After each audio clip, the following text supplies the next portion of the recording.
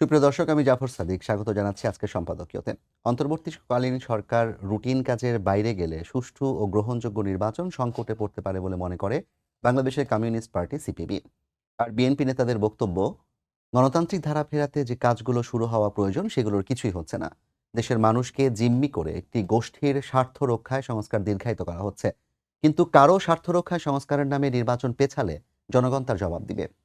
অন্যদিকে দায়িত্ব গ্রহণের পর নির্বাচন, বিচার ব্যবস্থা ও অর্থনীতির মতো বেশ কিছু গুরুত্বপূর্ণ খাত সংস্কারকেই অন্তর্বর্তী সরকারের প্রধান কাজ বলে মন্তব্য করেছিলেন প্রধান উপদেষ্টা ডক্টর মোহাম্মদ ইউনূস। ক্ষমতা গ্রহণের 10 মাস পর কতটা এগিয়েছে সরকারের অগ্রাধিকারমূলক এসব কাজ? অগ্রাধিকার তালিকায় কি কোনো পরিবর্তন এসেছে? এসব নিয়ে আজকে সম্পাদকীয় অন্তর্বর্তীকালীন সরকারের অগ্রাধিকার।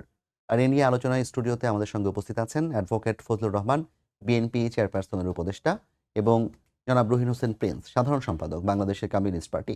দর্শক, আপনারাও এই আলোচনায় অংশ নিতে পারেন। এই জন্য আপনাদের ফোন করতে হবে টেলিভিশনে দেখানো নম্বর, এছাড়া ফেসবুকের মাধ্যমে আপনাদের মন্তব্য পাঠাতে পারেন। আলোচনা শুরুতেই জানিয়ে দেবো এখনকার প্রধান শিরোনামগুলো। মানুষকে জিম্মি করে সংস্কার কাজ দীর্ঘায়িত করার চেষ্টা না মানার হুঁশিয়ারি বিএনপি নেতাদের। অন্তর্বর্তী সরকারের বিরুদ্ধে করিডোর নিয়ে সবাইকে অন্ধকারে রাখার অভিযোগ।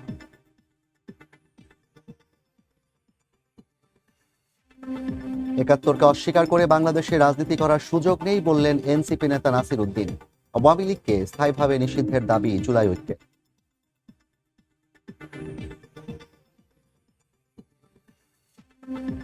রমনা বটমূলে বোমা হামলা ছিল মানবতার বিরুদ্ধে অপরাধ, সাজা কমল 9 আসামির, 2 জনের যাবজ্জীবন। রায়ের বিরুদ্ধে আপিলের ঘোষণা রাষ্ট্রপক্ষের।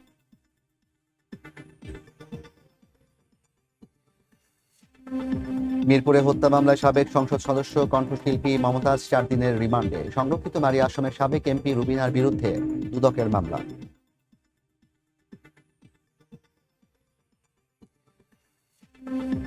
এবং এনবিআর বিলুপ্ত হলেও প্রভাব পড়বে না রাজস্ব আদায়ে, বললেন অর্থ উপদেষ্টা। অধ্যাদেশ বাতিলের দাবিতে 3 দিন কলম বিরতির ঘোষণা কর্মকর্তাদের।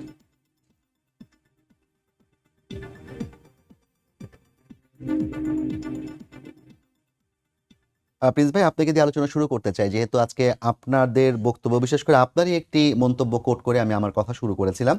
আপনি বলেছেন যে অন্তর্বর্তী সরকার রুটিন কাজের বাইরে গেলে সুষ্ঠু এবং গ্রহণযোগ্য নির্বাচন সংকটে পড়তে পারে, এমন একটি মন্তব্য আপনি করেছেন। বিএনপি নেতারাও কিন্তু বলেছেন যে একটি গোষ্ঠীর স্বার্থে নির্বাচনকে দীর্ঘায়িত করতে গেলে কিংবা নির্বাচন অনুষ্ঠান দেরি হলে এটি আসলে তারা মেনে নেবেন না।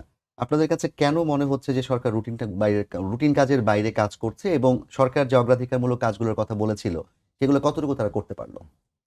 আপনাকে ধন্যবাদ। আমাদের সিনিয়র পলিটিশিয়ান শ্রদ্ধেয় ফজলু ভাইকে ধন্যবাদ, এবং যারা শুনছেন তাদেরকে আমি শুভেচ্ছা জানাচ্ছি। আজকে আসলে আমরা তো প্রতিদিনই আমাদের মতো করে বিভিন্ন ইস্যু নিয়ে কথাবার্তা বলি বা আমাদের যে দলীয় কর্মকাণ্ড সেটাকে অব্যাহত রাখি। আজকে আমাদের একটা নির্ধারিত আমন্ত্রণ ছিল জাতীয় ঐক্যমত্য কমিশন, তাদের সাথে আমাদের বৈঠক ছিল। যদিও বৈঠক সমাপ্ত হয় নাই, 4 ঘন্টার বৈঠক অসমাপ্ত রয়ে গেছে, আর একদিন আমরা যাব। তো সেইখানে আমরা যে কথাটা আসলে বলেছি, অনেক কথা বলেছি, কিন্তু আপনি যেটা বললেন আমি ওই দিকেই আসি। আমরা প্রথমেই যাওয়ার পরে ওনাদেরকে ধন্যবাদ জানিয়ে যে কথাটা বলার চেষ্টা বললাম যে দেখেন, আপনারা যাদের প্রতিনিধিত্ব করছেন এই অন্তর্বর্তীকালীন সরকারের, সেই অন্তর্বর্তীকালীন সরকারের সাথে আমরা দুইটাকে কোট করেছি। এই জন্য আপনাকে বলি যে 12ই অগাস্ট দায়িত্ব নেওয়ার পর 24 সালে আমরা দেখা হওয়ার প্রথম দিনই, প্রথম মানে 8 তারিখে নিলাম, কয়েকদিন পরে আমরা ওনাকে কতগুলো কাজের কথা বলেছিলাম। তার মধ্যে একটা ছিল যে মনে রাখতে হবে কোনো এই আন্দোলনের মধ্য দিয়ে কোনো দল বা গোষ্ঠী বিজয়ী হয়নি, বিজয়ী হয়েছে জনগণ। সুতরাং তার স্বার্থ রক্ষা যদি করতে হয় আপনাকে সুষ্ঠু নীতিমালা গ্রহণ করে দ্রুততার সাথে করতে হবে, এবং একটা ভালো নির্বাচন যত দ্রুত সম্ভব দিতে। একইভাবে আরেকটা কোট করে বললাম যে 5ই অক্টোবর 2 মাস পরে যখন আবার আমরা গেলাম, তখন লিখিতভাবে আমরা বলেছিলাম যে তখন সংস্কারের আলোচনাগুলো হয়েছে, এবং বিশেষ করে সংবিধান পুনর্লিখন, ছুঁড়ে ফেলানো, সংস্কারী আলোচনা হচ্ছিল। আমরা বললাম আপনার কমিশনের নাম দিয়েছেন সংস্কার কমিশন, কিন্তু এইখানে অনেক আমরা দেখতে পাচ্ছি যারা অন্য কথাগুলো বলে। এটা যথাযথ হবে না। আমাদের প্রয়োজন হচ্ছে সুষ্ঠু, গ্রহণযোগ্য, অবাধ নির্বাচনের জন্য যা যা সংস্কার প্রয়োজন এটা করেই নির্বাচনের জায়গায় যাওয়া। তখন প্রধান উপদেষ্টা একটা কথা আমাদেরকে বলেছিলেন যে হ্যাঁ, আমি দেরি করব না, এবং আলোচনায় যতটুকু ঐক্যমত্য হয় ততটুকু করে আমি দ্রুততার সাথে যাব। তো বললাম 9 মাস হয়ে গেল, আপনাদের এই কমিটি আমরা দেখলাম অনেক দিন হয়ে গেছে, কিন্তু এই 9 মাসে তো আমরা কোনো সংস্কারের টিকিটিও খুঁজে পাচ্ছি না। জি বরঞ্চ আমরা দেখতে পাচ্ছি যেই সময়ে আমাদের মুক্তিযুদ্ধ ইতিহাস ঐতিহ্য তার উপরে আক্রমণ হচ্ছে, আমরা দেখতে পাচ্ছি মব এখনো দমন হয় নাই, এরকমের আরো বললাম যে যদি এই কাজগুলো চলতে থাকে, আমরা যে সংস্কারটুক প্রত্যাশা করি, আপনাদের সাথে দ্বিমত, নানা মত দ্বিমত আছে, কিন্তু যতটুকু প্রত্যাশা করি সেইটাও কিন্তু করতে পারবেন না, ক্ষতিগ্রস্ত হবে। সবচেয়ে ক্ষতিগ্রস্ত হবে যদি অনেক বড় কাজে হাত দেন, তাহলে নির্বাচন বিলম্বিত হবে, এবং নির্বাচন বিলম্বিত হলে সেটা কিন্তু পুরো গণ অভ্যুত্থান তার আকাঙ্ক্ষাকে ক্ষতিগ্রস্ত করবে এবং নানা সংকটগুলো গড়ে উঠবে। এটাকে আমরা একেবারে আমাদের বুদ্ধি বিবেচনা থেকে সেই আলোচনাগুলো আজকে এখানে করেছি। আমি বিশেষ করে আরেকটা জিনিস আপনার মাধ্যমে দৃষ্টি আকর্ষণ করতে চাই, এইটা ওনাদেরকে বলেছি। ধরুন আমি অত বড় আলোচনায় যাচ্ছি না, সংবিধান নিয়ে যতটুকু ওনারা করেছেন আমাদের জি। অনেক পয়েন্টে দ্বিমত, ঘোরতরভাবে বলেছি যে 4 মূলনীতি, এই মুক্তিযুদ্ধ হঠাৎ করে হয় নাই, যে ধারাবাহিকতা হয়েছে ওইটার উপরে ভিত্তি করে আমরা গণতন্ত্র সুপ্রতিষ্ঠিত করতে পারিনি বলে 90-এর গণঅভ্যুত্থান করতে হয়েছে, 24-এ রক্তক্ষয়ী গণঅভ্যুত্থান করতে হয়েছে। তাহলে ওই সময়ের যে আকাঙ্ক্ষা এবং এইখানকার আকাঙ্ক্ষা বাস্তবায়ন ছাড়া কিছু করা যাবে না। তো সেইটা যাতে ক্ষতিগ্রস্ত না হয় এইটা একটা দেখতে হবে। আরেকটা কাজ হচ্ছে যে আমাদের এই সময় এগুলোকে যদি বিতর্কিত করার কাজটা সামনে আসে, তাহলে কিন্তু আসল কাজগুলো করতে পারবেন না। জি এইগুলো আপনাদের খুব ভালোভাবে নজর রাখতে হবে। আমরা এটা বলতে যেয়ে আমরা একটা বললাম, দৃষ্টি আকর্ষণ করলাম, এবং ওনাকে আমরা আপনারা জনসম্পৃক্ততার যা জন্য বলেছেন মোটামুটি এগুলো আচ্ছা তো আমরা আরেকটা গণমাধ্যমে দেখেছি। একটা পয়েন্ট বলি, জি যেটা হয়তো গণমাধ্যমে আসে নাই, ওইটা বলার জন্য ছোট্ট সময় লাগবে।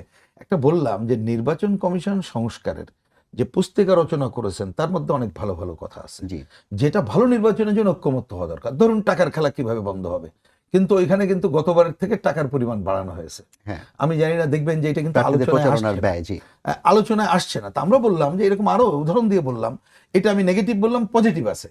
বললাম যে আপনারা এগুলো যদি আলোচনায় আনতেন, তাহলে জনগণ সম্পৃক্ত হতে পারত। জনগণ সম্পৃক্ত হয়ে কোনো দলের ত্রুটি দুর্বলতা হলো তাদের উপরে হস্তক্ষেপ করতে পারত, জনগণ সচেতন হতে পারত। আপনারা বরঞ্চ সুষ্ঠু নির্বাচনের জন্য যা যা সংস্কার করা দরকার এইটাকে প্রধান করে দ্রুততম সময় সরকারকে দেন, এবং সরকার এই পথে হাঁটুক। না হলে নির্বাচন বিলম্বিত হলে নানা সংকটের কিন্তু উদ্ভব হতে পারে। আর আপনারা বড় সংস্কারে হাত দিলে আমরা দেখতে পাচ্ছি এই সংকট ঘনীভূত হবে বলে আপনি আমরা যে মনে শঙ্কা করছি। প্রকাশ করেছেন এখন কি সেই শঙ্কা আসলে বাস্তব রূপ নিচ্ছে কিনা? আমি যদি অন্যভাবে বলি, আপনি দেখেন এই 9 মাস পরে আপনি মব নামক কি জিনিসটি খেয়াল করেছেন? এখনো কি বন্ধ হচ্ছে? ধরেন আওয়ামী লীগ নিষিদ্ধের কথা কেউ দাবি করছে, করতেই পারে, যে কারোর দাবির ব্যাপার। জি সরকার একটা করেছে তার কার্যক্রম নিষিদ্ধ, এটা যদিও আমার যদি ভুল না করে গত বছর সেপ্টেম্বরেই তারা এই ধরনের একটা ভাবনা ভেবে রেখেছিল, দাবি করতে পারে। কিন্তু শাহবাগে যদি এই দাবির মধ্যে দাবি ওঠে গোলাম আজমের বাংলায় অমুক দলের ঠাঁই নাই, অমুকের বাংলায় ঠাঁই নাই যারা যুদ্ধ অপরাধী, যদি যখন জাতীয় সঙ্গীত গাওয়া হচ্ছে জাতীয় সঙ্গীত বন্ধ করো এই কথা যদি বলে, ওইখানে যদি অন্য দলের নামে ভুয়া ভুয়া স্লোগান ওঠে, তাহলে আপনি কি আসলেই দেশটা এরকম জায়গায় কোথায় চলে গেছে খেয়াল করেন। আর সরকার এই ধরনের ঘটনার জন্যে, ঘটনা তারা অনেকেই বলছে তারাই তো ঘটিয়েছে, তারা এই ধরনের একটা ঘটনা ঘটলো, তারা সাথে সাথেই রাতের বেলায় বসে নানা ধরনের প্রক্রিয়া নিল। তাহলে আপনি 10 মাসে মিনিমাম আইনের এই কাজটুকু আপনি করতে পারলেন না, তাহলে আপনি কি করছেন? আপনি আমাকে বলেন তো, এই যে 9 মাসে সংস্কারের দন্তেশ্বর পরে কি কাজটা হয়েছে সুনির্দিষ্ট কিছু বলতে বলেন? আমি তো পারি না। ফজলু ভাই সিনিয়র লোক, উনি যদি খুঁজে পায় না, আজকে সেটা বললে তো খুশি হব। ঐকমত্য কমিশন বৈঠক না, করছে আপনাদের ঐকমত্য সাথে। কমিশনের বৈঠকের জন্য এত দেরি হবে কেন? এটা তো প্রশ্নই ওঠে না। রাজনৈতিক দলগুলো নাকি একমত হচ্ছে না কোনো কিছুতেই। না, একমত সবটা তো হবে না, সেটা আজকে বলেছি। ওই যে বললেন ওইখানে বলেছি এটা একটা ভুল জায়গায় আপনারা আছেন সব পয়েন্ট। যেমন ধরেন মুক্তিযুদ্ধর 4 মূলনীতি অনেকে চায় বাতিল করা, ছুড়ে ফেলে দিচ্ছে, আমরা চাই না। কোনোদিন কি ঐক্যমত্য হব না তো? যারা 71-কে বাদ দিয়ে 47-কে রিপ্লেস করতে চায় 24-এর, এটা তো ঐক্যমত্য হবো না। দরকার নেই তো, সেটা আলোচনা রেখে দিক, তারা ভোটের কাছে যাক, ভোটে নির্বাচিত হলে করবে। আপনি ঐক্যমত্য যতটুকু হওয়া সম্ভব, যার জন্য কোট করেছি ডক্টর মোহাম্মদ ইউনূস মাননীয় প্রধান উপদেষ্টা, তিনি কিন্তু বলেছিলেন যে আমি আলোচনা হোক, যতটুকু ঐক্যমত ততটুকু করবো। তো এইটা কিন্তু যে আলোচনাগুলো আমরা করেছি ইতিমধ্যে রাজনৈতিক দলগুলো একজনকে বসিয়ে দিলে তিনি টালি খাতার মতো করে কিন্তু বলতে পারে যে ঐক্যমত্য কোনটুকু আছে নাই, তা সেটুকু করেই তো আগায় গেলে হয়। এইটা হচ্ছে একটা কালক্ষেপণ, এবং এই সময় আরো নতুন নতুন সংকট সৃষ্টি হবে। আপনি খালি প্রশ্নটা তুলে রাখি, দেখেন নাই করিডোর দেওয়ার নামে কি হচ্ছে, জি, দেখেন নাই চট্টগ্রামে আমাদের বন্দর দেওয়া হচ্ছে, আমরা এই বিষয় নিয়ে আলাপ করব। প্রিন্স ভাই, আমি একটু আক্রমণ চলে জনাব আসছে, ফজলুর রহমান যেটা সাহেবের দেশকে কাছে আরো যেতে ক্ষতিগ্রস্ত চাই। দিকে নিয়ে যাবে। যেটি আপনি বললেন যে কালক্ষেপণ করা হচ্ছে, এবং বিএনপিও কিন্তু একই কথাই বলছে যে, এবং বিএনপি আরেকটু বাড়িয়ে আজকে আমির খসরু মাহমুদ চৌধুরী স্থায়ী কমিটির সদস্য তিনি বলেছেন একটি গোষ্ঠীর স্বার্থ রক্ষায় সংস্কার দীর্ঘায়িত করা হচ্ছে এবং এটি করলে জনগণ মেনে নেবে না। এই বিষয়ে আপনার বক্তব্য কি? আমি এই কথাটার উত্তর পরে দেব। আমার কথা, আপনারা যেহেতু ডাকেন আমাদেরকে, কাজে আপনাদের মতো করে আমরা কথা বললে আসবো না। আমি রিহানে বলে গেলাম, বাংলাদেশে এর চেয়ে অনেক বড় কাজ হতেছে। এইগুলো হইলো এমনি তারা যায় চাটা খাইবার জন্য, বোধহয় শেরাটন থেকে কেক টিক আনে। না, আজকে খাওয়াইনি কোনো না কেক। ফজলু ভাই, আপনি তো বিএনপির একজন আমি বলবো বড় কথার নেতা। উত্তর তো জি, দেব তো আমি। হুম। এক নম্বর কথা হলো যে এইখান থেকে কোনো রেজাল্ট বেরিয়ে আসবে সেটা আমার বিশ্বাসের মধ্যে পড়ে না। ওকে, এখান থেকে কোনো রেজাল্ট বেরিয়ে আসবে না, অর্থাৎ এই যে জাতীয় ঐক্য কি কমিশন। ঐকমত্য কমিশন। ঐক্যমত্য কমিশনের সাথে যেটা হয়েছে, কারণ এইটার প্রধান যদিও ইউনূস সাহেবের নাম বলা হয়েছে, উনি কোন দেশের বাংলাদেশের নাগরিক বলে আমি জানি, তবে এখন কানে আরো ভিন্ন কথা আসছে। আর যিনি এটাকে পরিচালনা করতেছেন জনাব ডক্টর আলী রিয়াজ। আলী রিয়াজ, উনি বিদেশি নাগরিক, আমেরিকান নাগরিক। আমেরিকান নাগরিকের সঙ্গে আমি যতক্ষণ পর্যন্ত ডিক্লারেশন না দিবে যে আমি আমেরিকান নাগরিকত্ব ছাড়লাম, ততক্ষণ আমেরিকান নাগরিকরা তো গত 15 বছর ধরে সংসদ সদস্য ছিলেন, তখন কি আপনি এগুলো নিয়ে প্রশ্ন করেছেন? তখন তো এটা সামনে আসে নাই। কে বলেছে? সবাই রিপোর্ট করেছে, কে? অনেক রিপোর্ট হয়েছে। এখন যেটা আপনি বলছেন যে ডক্টর ইউনূস কোন দেশের নাগরিক কিংবা আলী রিয়াজ, সেটি সামনে আনছে কারা? সেটি তো আমরা দেখছি সজীব ওয়াজেদ জয়ের পোস্টে সামনে কে আসছে। কে সজীব, এই কথাটা সত্য না মিথ্যা এই কথাটা বলে সেটা তো আমরাও জানি না, সেটা আপনি দাবি না, করেছেন, আপনি আমি বলতে জানি পারবেন। বলি তো বলছি।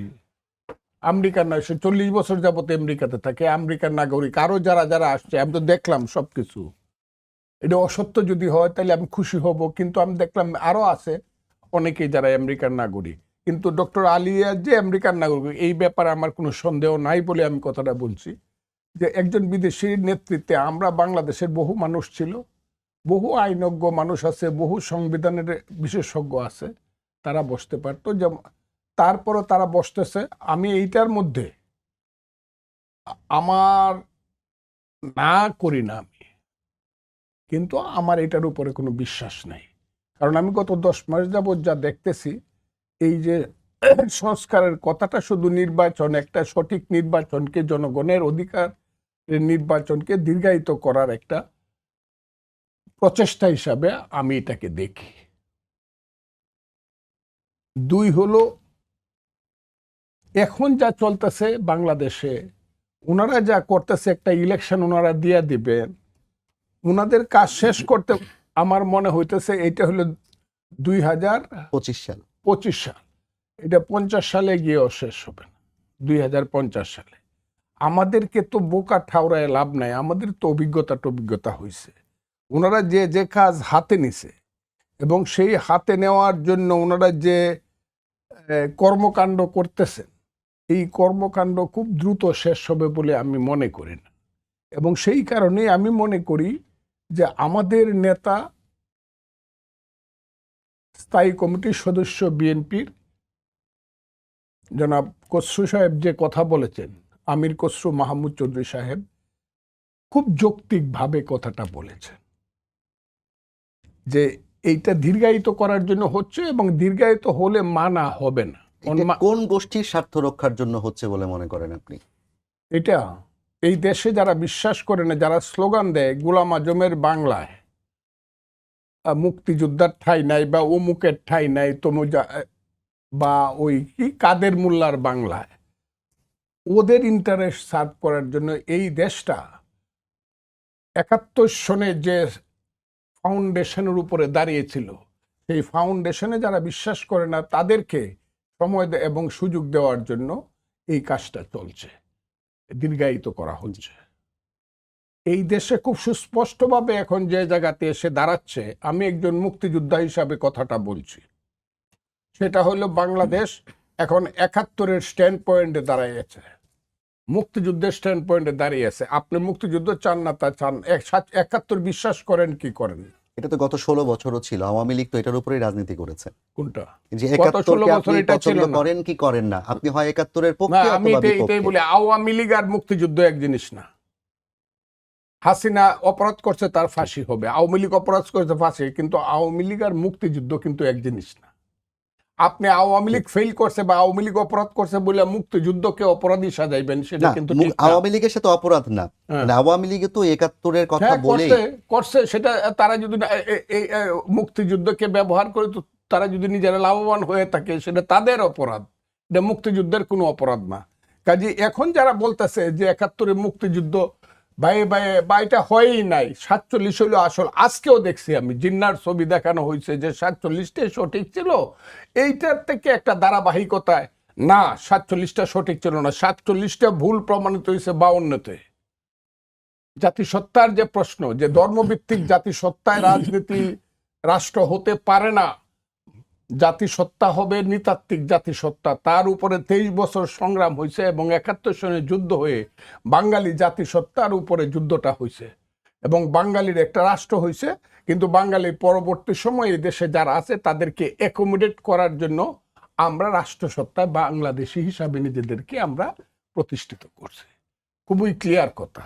কিন্তু এখন যারা স্লোগান দিচ্ছে যে এটা গোলাম আজমের বাংলা, এইটা যারা স্লোগান দিচ্ছে এটা অমুকের বাংলা, এইটার সঙ্গে গোলাম আজমের বাংলা হইলে এর পরের স্লোগানটাই হইল কায়েদ আজমের পাকিস্তান, এহিয়া খানের পাকিস্তান, টিক্কা খানের পাকিস্তান।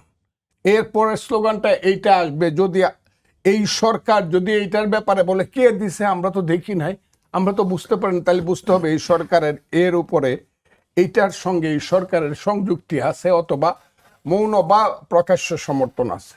আমি বলবো প্রকাশ্য, যে এই স্লোগান দিতে পারে জাতীয় সঙ্গীত গাওয়া যাবে না, অথচ আমাদের ভারপ্রাপ্ত চেয়ারম্যান জনাব তারেক রহমান রবীন্দ্রনাথ ঠাকুরের জন্মবার্ষিকীতে ৩ দিন আগে ২৫ বৈশাখ জি যে স্টেটমেন্টটা করেছে, ১৬৪তম জন্মবার্ষিকীতে, হ্যাঁ ১৬৪তম হ্যাঁ, জন্মবার্ষিকী যে ছিল। স্টেটমেন্টটা করেছে বলেছে আমরা খুব গর্বিত যে একজন বিশ্বকবি আমাদের নোবেল লরিয়েট আমাদের জাতীয় সঙ্গীত লিখে, সেই জাতীয় সঙ্গীতটা যখন গাইতে গেছে তখন যে ধরনের মানে অকরা হয়েছে, বাধা দেওয়া হয়েছে, অনেক সময় মনে হয় আমরা বোধহয় এমন ভুল করেছিলাম মুক্তিযুদ্ধটা করে। আপনি তো জানি না মুক্তিযুদ্ধের সময় আপনার বয়স কত। আমি যখন দেরাদুন, এখান থেকে ২৫০০ কিলোমিটার দূরে দেরাদুনের হয়ে সেই হিমালয়ের পাদদেশে ১৬,০০০ ফুট ৭,০০০ ফিট উপরে যখন ভোরবেলায় ৫টার সময় শুভে সাদেকের পরে গান গাইতাম সূর্যোদয় সহ আমার সোনার বাংলা বুক বায়া পানি পড়ত। আবার সন্ধ্যার সময় যখন পতাকাটা নামাইতে যাইতাম, পতাকাটা এই গানটা গায়ে তুলতাম, আবার পতাকাটা যখন নামাইতে যাইতাম হাজার হাজার মুক্তিযোদ্ধা এক কণ্ঠে গান গাইতাম আমার সোনার বাংলা আমি তোমায় ভালোবাসি। আজকে ৫৪ বছর পরে এসে যখন দেখি যারা স্লোগান দেয় এই গোলাম আজমদের নামে, যুদ্ধ অপরাধীদের নামে স্লোগান যারা দেয়, তারা যখন বলে যে জাতীয় সঙ্গীত গাওয়া যাইব না, তখন মনে হয় আসলে ভাই আপনাকে এখানে আমি একটা বিষয় স্মরণ করাতে চাই। আপনি যেই জাতীয় সঙ্গীতের আবেগের কথা বললেন, এই স্লোগানটি যে বা যারা দিয়েছিল সেই গোষ্ঠী স্লোগান দেওয়ার পর সেখানে উপস্থিত কেউ কিন্তু সেটি মানেনি।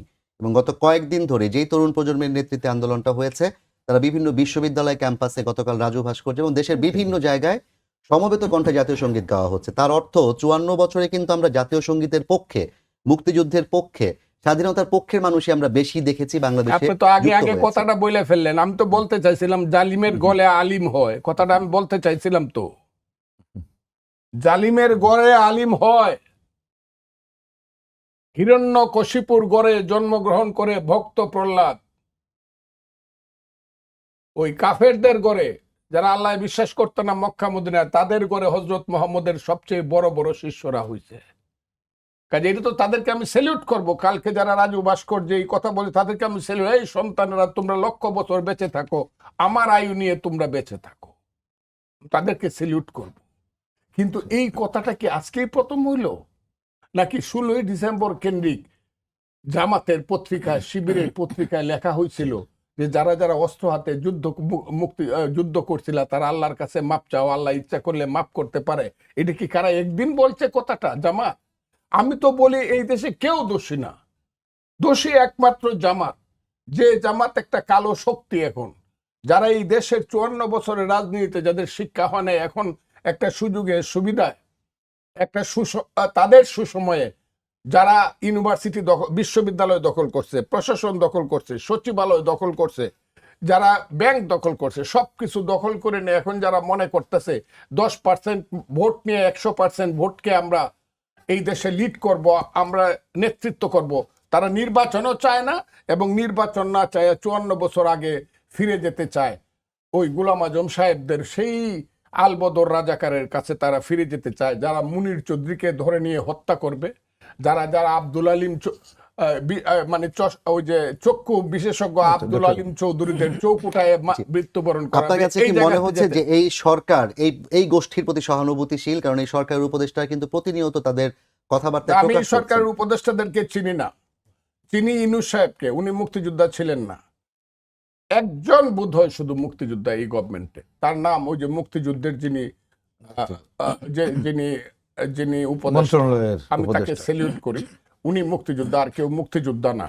এবং অনেক পরিবার আছে এখানে, আমি খুব ক্লিয়ারলি বলতে পারি, এখন আর বলতে চাই না, অনেক পরিবার আছে যাদের বাপদাদারা এই দেশে যাতে দেশ স্বাধীন না হয় পাক বাহিনীর সবচেয়ে বড় শহুদরেরাই ছিল তাদের এলাকায়, এবং তারা অনেকে আমার কাছে আইসা জীবন ভিক্ষা চাইছে। আমি নাম কইতে পারি কিন্তু আমি বলবো না, আমি বলে ফেলছি এই নামগুলো আগে। জি, অনেক ধন্যবাদ ফজলুল সাহেব এরা আপনাকে। হলো মুক্তিযুদ্ধ বিরোধী পরিবারের সন্তান, কাজে এরা মুক্তিযুদ্ধ রইল কি রইল না এইটা নিয়ে এদের কোনো মাথা ব্যথা নাই। জি, অনেক ধন্যবাদ। আপনার কাছে আবার আসবো, আমাদের সময় প্রায় শেষ পর্যায়ে চলে এসেছে। প্রিন্স ভাই, আপনার কাছে জানতে চাই, যেই আশঙ্কাটি জনাব ফজলুর রহমান সাহেব প্রকাশ করলেন যে এই দেশে মুক্তিযুদ্ধ বিরোধী গোষ্ঠী আবার তারা এই সুযোগে এক ধরনের আধিপত্য বিস্তারের চেষ্টা করছে, আপনার কাছে কি মনে হয় চেষ্টাটা আসলে দীর্ঘায়িত হবে কিংবা সাস্টেইন করবে?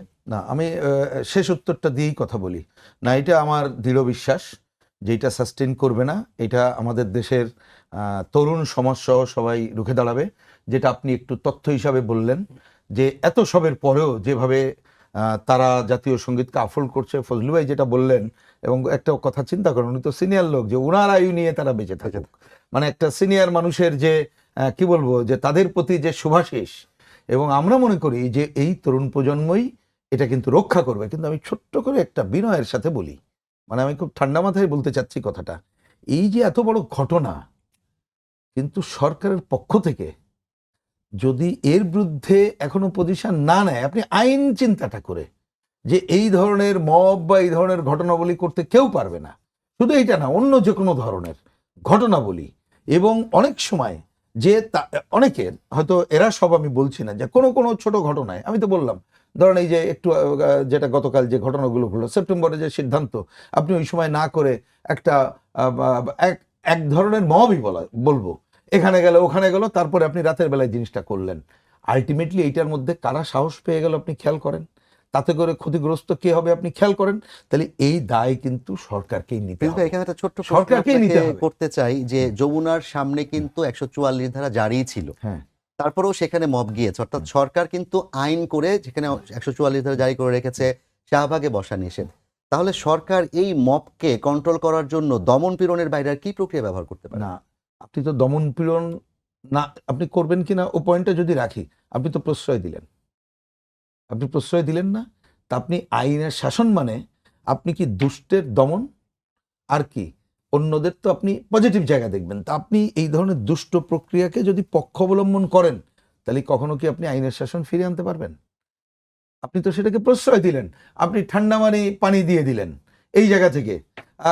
সম্ভবত উত্তর সিটি কর্পোরেশন জানতে ইচ্ছা করে না, আজকে সেই উত্তর সিটি কর্পোরেশন রিক্সা ভেঙে, যেখানে হাত পা ধরছে, দেখলাম একজন রিক্সা চালক ভাই, যে আপনার পায়ে ধরে আমার রিক্সাটা ভেঙেন না, আমি আর এই জায়গায় উঠবো না, আমি আরও আইনের শাসন চাই, তারপরে ভেঙে চুরে ফেললেন।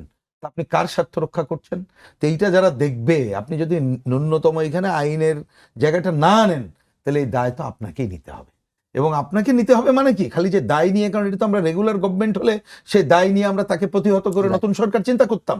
অন্তর্বর্তীকালীন সরকার বলে আমরাও তো একটা বিপদে আছি, আমি ফ্রাঙ্কলি স্পিকিং বিপদে আছি এই কারণে যে আমরা এখনো পর্যন্ত তার প্রতি তো সমর্থন উজ্জ্বল করিনি। আমরা চাই এই সরকার গণ অভ্যুত্থানের মধ্য দিয়ে আমাদেরকে জিজ্ঞেস না করে সে মন্ত্রিসভা গঠন করলেও আমরা আপত্তি না করে বলেছি যে আপনি আপনার কাজটা যথাযথভাবে করেন, এবং এই কথাটা বারবার আমরা বলছি, যদি ওনারা এই কাজ করতে ব্যর্থ হয়, তাহলে আপনি মুক্তিযুদ্ধের আকাঙ্ক্ষা তো বটেই, 24-এর গণ অভ্যুত্থানের আকাঙ্ক্ষা ব্যর্থ হবে, এবং আপনি খেয়াল করেন যারা শহীদের জীবন দিয়েছে, এই যে হাজার হাজার আহত, তার বাইরে এই যে লক্ষ লক্ষ মানুষ রাজপথে নেমেছিল, তাদের যখন বুকটা ভেঙে যাবে তখন এই হতাশাকে কিভাবে আপনি সামনে তুলে আনবেন? শুক্রবারে নারীদের তাহলে- দ্রোহ যাত্রা আছে। হ্যাঁ, তা আমি বলছি, তাহলে সেইটার দায়িত্ব কি এই সরকার কি যথাযথভাবে পালন করছে? পরিষ্কার করে বলি করছে না। সুতরাং এই দায় কিন্তু তাদেরই নিতে হবে। এই দায় এটার নিয়ে কোনো সরকার বিকল্প নাই। কতদিন থাকতে পারবে? আমার ওই যে আজকে আপনি একটা অন্য দলের নেতার কথা বললেন, আমার তো ব্যক্তিগতভাবে দেখছি যদি সরকার এখনো পর্যন্ত ন্যূনতম, আমি ন্যূনতম বলছি, একটা ভোট হলেই সব দুধের বন্যা বয়ে যাবে, নট দ্যাট, কিন্তু যে গণতন্ত্রের পক্ষে, ভোটের গণতন্ত্রের পক্ষে যে যাত্রা, তাতে আপনি যে কাজটা আমরা করতে পারবো সেইটা দ্রুততার সাথে না করে যে কোনো বড় সংকটে দেশ পড়তে পারে। কি হবে আমরা বলতে পারি না, গণকের মতো তো কেউ বলতে পারবো না। কিন্তু আপনি দেখেন যে রিক্সা চালক ভাইরা ওই সময় জীবন দিয়েছে না, তারা স্যালুট করেছে না। আপনি যদি এইভাবে তাদের উপর অত্যাচার করেন, অন্যদের কথা বাদ দেন, আপনি গত ঈদে আপনার টেলিভিশন শো সবাই দেখিয়েছিল যে আমাদের মাননীয় উপদেষ্টা, আমি শ্রম উপদেষ্টা মিন করছি, সচিব, তারা যেভাবে যে বলেছিল আচ্ছা আমি এই টাকা এখন তোমরা নাও, শ্রমিকরা পরে দেবো। আজকে আমি এখানে আসার আগে আমার এক অর্থে আমাদের শ্রমিকদের দিয়ে আমি ঘেরাও হয়েছিলাম, বলছে যে আমাদের তো টাকা দিচ্ছে না, কালকে আমরা কি করব, জানতে আসছে আমাদের কাছে, আমাকে বলতে আসছে। আমি অন এয়ার এত কথা বলতে চাই না, দু একজনের নাম বলেছে, আগে ঈদের আগে তারা আমাদেরকে ফোন ধরেছে, এখন ফোন বন্ধ করে দিচ্ছে সরকারি পর্যায়ে। তাহলে আপনি এগুলো কি মানুষ সহ্য করবে? তাহলে আপনি কোথায় নিয়ে যাচ্ছেন দেশটাকে? আবার আমি তো বলছি এটা রেগুলার সরকার, আপনার কাছে আমি অত প্রত্যাশা করি না। তাহলে আপনি একটা নির্বাচিত সরকারের কাছে দেন, আমরা তার কাছ থেকে বুঝ করে নেব যে কিভাবে কি করা যায়। সেও যদি জনগণের কথা রক্ষা না করে, সেও ক্ষমতায় থাকতে পারবে না। এই ধারার মধ্যে দিয়ে যাওয়ার মধ্য দিয়ে আপনি স্বচ্ছতা, জবাবদিহিতা, জনের অংশগ্রহণ নিশ্চিত করার ধারায় যদি আমরা চলার পথটা তৈরি করতে পারি, সেইটা একটা বড় অ্যাচিভমেন্ট হবে। আপনার কাছে সেই কাজটা আরেকবার জরুরি বলে আসা আমরা যায় মনে কিনা করি। জনাব ফজলুর রহমান সাহেব, আপনার কাছে আমি প্রশ্ন করতে চাই, সরকার প্রিন্স ভাইয়ের কথা অনুযায়ী অনেকগুলো বিষয় তারা আসলে সামলাতে ব্যর্থ হয়েছে, এবং আপনার দৃষ্টিভঙ্গি অনুযায়ী এই সরকারের সময় মুক্তিযুদ্ধের যেই স্পিরিট কিংবা চেতনা, সেটা নানা জায়গায় বারবার বাধাগ্রস্ত হচ্ছে। তাহলে এই মুহূর্তে আসলে দেশের জন্য কি জরুরি? আমি আরো বলি আপনাকে, ধরেন মুক্তিযুদ্ধ, আমি তো বলছি, আপনি জামাই আদরে সোহরাওয়ার্দী উদ্যানে জামাত ইসলাম, হেফাজতে ইসলামের একাত্মতা ঘোষণা গাজা আমাদের ভাইদের সাথে এত সুন্দরভাবে করে দিলেন। ঠিক দেখেন, ইসলামের নামে যারা এই দেশে, যারা মূলত ইসলাম যারা আনলো, সেই সুফিবাদীরা, আহলে সুন্নাতুল জামাত, সেই খাজা মঈনুদ্দিন চিশতি থেকে, শাহ সুলতান থেকে, শাহজালাল থেকে ধরে শাহ পরান, বাইজিদ বুস্তামি, খান জাহান আলী থেকে, যারা এই দেশে ইসলাম আনলো সুফিবাদের মাধ্যমে, লাখ লাখ লোককে আপনি আটকাইলেন রাস্তায়। আর যারা ঢাকা শহরে আসলো তাদেরকে এমন ধরনের ঘটনা ঘটাইলেন, কোথাও আপনি স্থান দিলেন না, দাঁড়াইতে দিলেন না। একই ইসলাম, কিন্তু ইসলামে তো 5টা জিনিস মূল: কলিমা, নামাজ, রোজা, হজ, যাকাত। এরপরে কেউ যাবে হুজুরের কাছে, পীর সাহেবের কাছে, কেউ যাবে ইস্তেমায়, কেউ যাবে বনে জঙ্গলে আল্লাহরে পাওয়ার জন্য। এইখানে যে আমাদের সরকারের যে দ্বিচারিতা, নারী দেখেন, নারী আন্দোলন নিয়ে যে দ্বিচারিতা শুরু হয়েছে, নারীকে যেভাবে কথা বলছে মৌলানা শাবনামদারি মুফতিরা, যে যারা নারী কমিশনে যারা এইটাকে উপস্থাপন করছে, তাদের মধ্যে অনেকেই বেশ্যা আছে, পতিতা আছে। তারা এই তো সেটা ধরনের- নিয়ে আসলে দুঃখ প্রকাশ করে বিবৃতিও দিয়েছে। আরে ভাই, আপনি খালি দুঃখ প্রকাশ করার মধ্যে আছেন। এদেরকে কি করা উচিত? কি করা উচিত বলেন ফজলু ভাই, কি করতে হবে আসলে এদেরকে? এদেরকে কি করা হবে? এদেরকে ঠিক আছে, they will come, time will come, and the time will নিয়ে আসতে হবে, অন্যটা না বাদ আসবে। দিলাম। যারা আমার মা, যারা মেয়ের পেটে, মহিলার পেটে জন্ম, নারীর পেটে জন্মগ্রহণ করে যারা নারীকে বেশ্যা বলে কারণে অকারণে, সেই মা, তাকে পেটে ধরা উচিত হয় না, বা সেই মায়ের পেটে তার থাকা উচিত হয় নাই। এবং এখনের মায়েরা যারা আছে, তাদের ঘরেও যারা আছে, মৌলানা মৌলভী সাহেবরা, মোল্লা মুন্সিদের ঘরে, সবাইকে আমি বলবো, মায়েরা তোমরা এদের বাচ্চা পেটে নিও না। তোমাদেরকে এরা খুব হেকারত নজরে, খুব নিচু নজরে তোমাদেরকে দেখে, বাজে কথা বলে। Don't do this. আফগানিস্তানে 51% বিচারক ছিল এই আল কায়দার আগে, 61% ছিল মাস্টার, শিক্ষক। এখন নারী। একজনও নাই। ক্লাস 5 পরে পড়তে হইলে লুকায় পাকিস্তানে আসতে হয়। এই দেশটাকে আমরা চাই? এই দেশটা আমরা চাই না। আমরা চাই ওই যে অর্ধেক তার করিয়াছে নারী, অর্ধেক তার নর, নারী এবং নর সমানে সমান। কেহ কারে নাহি জিনে সমানে সমান, ভাই আর বোন, স্বামী স্ত্রী, মা আর সন্তান, সব সমানে সমান। আমি আর একটা কথা বলি, এই যে মুক্তিযুদ্ধ নিয়ে এত কথা বলতেছেন, শুধু আমাকে একটু কথা বলতে দেন। আমার 1 মিনিট আমার সময় কাছে আছে। কিন্তু হয় 1 মিনিটই কমু, একবার গড়িটা ধরেন। আমার কাছে কিন্তু হাজার হাজার মুক্তিযোদ্ধা এবং মুক্তিযোদ্ধার পক্ষের মানুষ আসে, কথা বলে। তারা বলে তারা যে এসব করতেছে 71 নিয়ে, 71-এর ব্যাপারে আমরা যদি এই দেশে জাগো 71 নামে যদি আমরা কোনোদিন সোহরাওয়ার্দী উদ্যানে বা প্রেস ক্লাবে বসে যাই, তাহলে তো তারা কি এটা এই সরকার সামলাইতে পারবে? এই দেশটাকে কি তারা এই জায়গাতে নিতে চায় যে মুক্তিযুদ্ধ এবং মুক্তিযুদ্ধ বিরোধীদের মধ্যে একটা সিভিল ওয়ারের দিকে যাবে? যে কথাটা ওই যে মাহফুজ আলম, জি। এই ছেলেটা দেখছি এখন আবার ভালো ভালো কথা কয়। এই ছেলেটা একবার না, বলছে সবাই যে- বলেছে, মাহফুজ, আসিফ, নাহিদ, এরা না, সবাই না, না, বলেছে এরা একই সুরে। এই ছেলেটা কিন্তু বলছে 3 দিন বলছে যে এই দেশে গৃহযুদ্ধের দিকে যাবে। কিন্তু এখন ছেলেগুলা ভালো কথা বলতেছে। আমি তো সেই কারণেই বলছি যে যারা স্লোগান এখন দিচ্ছে যে আমরা মুক্তিযুদ্ধ চাই, 71-কে আমরা সবচেয়ে বেশিও করি, তারা আমার আয়ু নিয়ে বেঁচে থাকুক। কিন্তু যদি এই দেশটাকে মুক্তিযুদ্ধ এবং তার বিরোধীদের মধ্যে বিভাজন করা হয়, এই সরকার যদি না উস্কানি দেয়, আমি সরকারকে খুব হুঁশিয়ার করছি, মুক্তিযুদ্ধ নিয়ে কিন্তু মানুষ মাঠে নামবে। জি, অনেক ধন্যবাদ ফজল ভাই আপনাকে। প্রিন্স ভাই, আপনি যদি 35 সেকেন্ডে কিছু বলেন। না, আমি মনে করি যে আজকে যে আলোচনাটা হলো পজিটিভ জায়গায় আমরা দেখতে চাই। সরকারেরই কিন্তু প্রধান দায়িত্ব, আবার ওই কথা রিপিট করছি, যে একটা রেগুলার সরকার, ইউনাইটেড সরকার হলে, জি। দলীয় সরকার হলে সে যেভাবে সামলাইতে পারতো, এই সরকারের কেউ যদি মনে করে যে আমরা সামলাইতে পারবো, তারা ভুল জায়গায় আছে। জি। সুতরাং আর দেরি না করে দ্রুততম সময়ে জনগণের ভোটাধিকার নিশ্চিত করে সে তার ক্ষমতা হস্তান্তর করে যারা নির্বাচিত হবে সেইটা যদি করতে পারে, সেইটাও এই সরকারের একটা অগ্রগতি হবে। আশা করি সে ব্যাপারে তাদের শুভবুদ্ধির উদয় হবে এবং সেই পথে তারা জি, চলবে। অনেক ধন্যবাদ সেটাই জনাব আমার রুহিন আকাঙ্ক্ষা হোসেন থাকবে। প্রিন্স, অনেক ধন্যবাদ অ্যাডভোকেট ফজলুর রহমান আপনাকে। আমাদের আলোচনার মধ্য দিয়ে এই বিষয়টি বেরিয়ে আসলো যে বাংলাদেশের জনগণের উপর আসলে শেষ কথা বলে কিছু নেই। জনগণ যেভাবে করে এই দেশকে দেখতে চাইবে এবং যেই চেতনা নিয়ে জনগণ এই দেশকে গড়তে চাইবে, সেই চেতনার দিকে আমাদের সবাইকে এগিয়ে যেতে হবে। সবাইকে ধন্যবাদ জানিয়ে শেষ করছি আজকের সম্পাদকীয়। আগামীকাল আবারও দেখা হবে একই সময়। শুভরাত্রি।